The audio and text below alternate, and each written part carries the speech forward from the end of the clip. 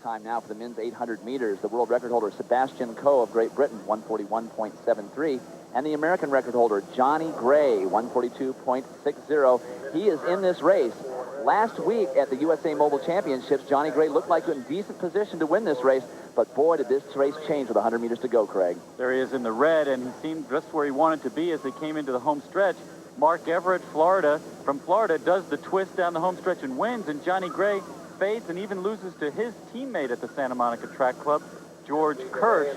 Gray, the four-time U.S. champion, has been #1 in the U.S. the last 5 years, but he sometimes has trouble, Dwight, in the big meets. Had trouble in the World Championships and Olympic Games. Here are the lane assignments. Johnny Gray in 1, Hadi Al-Kahatny in Saudi Arabia in 2. 3 will be open. A late scratch by George Kirsch, who was second last week's meet. Lane 4 is Juan Strozier. Lane 5, Trevor Graham of Jamaica. Ray Brown, 3-time indoor TAC champion. Lane 7, Treg Scott. Lane 8 is open. Mike Masinko, a late scratch.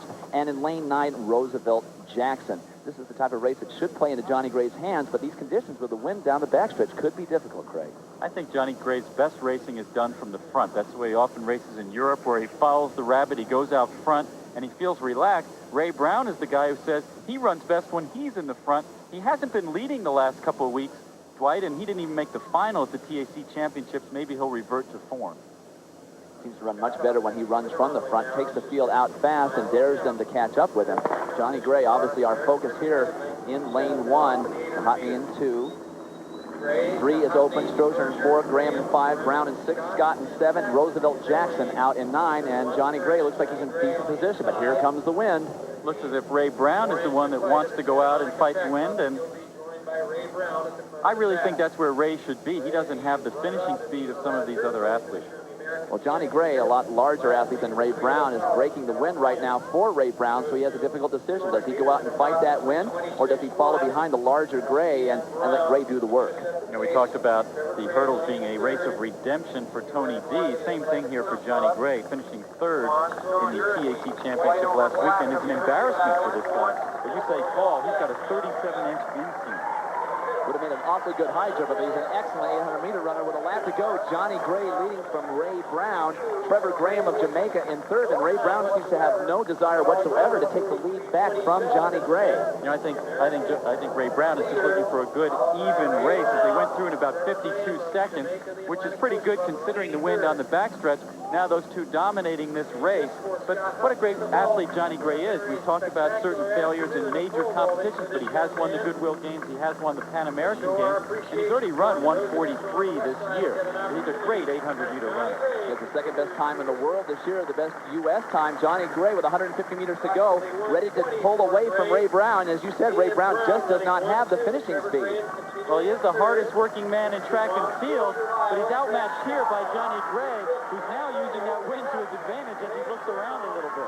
It'll be Johnny Gray winning easily from Ray Brown, and Trevor Graham of Jamaica will come up for 3rd, and Johnny Gray unofficially 147.23, and it's clear that the wind played a major role in this race, Greg. That's a stroll in the park for Johnny Gray, the man who says he's haunted by his Olympic performances, 7th in the 1984 Olympics, 5th in the 88 Olympics.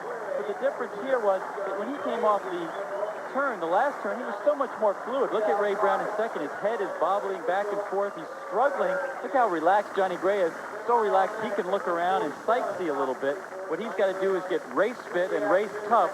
He showed he wasn't quite ready last weekend in the races to come in Europe, and he may be ready. Let's go down to Carol Lewis with our winner, Johnny Gray. Johnny, we've been talking about the wind all day today, and the sprint races has helped. How did it feel fighting that backstretch? It didn't feel too good. The wind affected my race tremendously. But, you know, the main thing is that I won the race. But I'm not happy at all with the time or the way I felt throughout the race. But the victory, I go back to the drawing board and try next time a little harder. Last week, I'm sure you were disappointed with your performance at the national championships. Did they catch you off guard? What happened on that last home stretch? Well, I actually played into their hand with a slow pace. My coach trained me through the track meet. He didn't really rest me for it because we figured I can walk through that. And they surprised me. You know, 2 young, exceptional athletes had a little more speed than I had coming in the stretch. They just surprised me. If they were here today, they may have surprised me today because I felt lousy, but better things are going to come for Johnny Gray in the future. Congratulations, and see you. Good luck this summer in Europe. Thanks. These are yours, too. Thank you.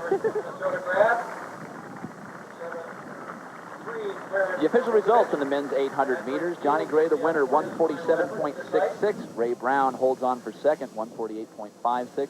And Trevor Graham of Jamaica, 149.89.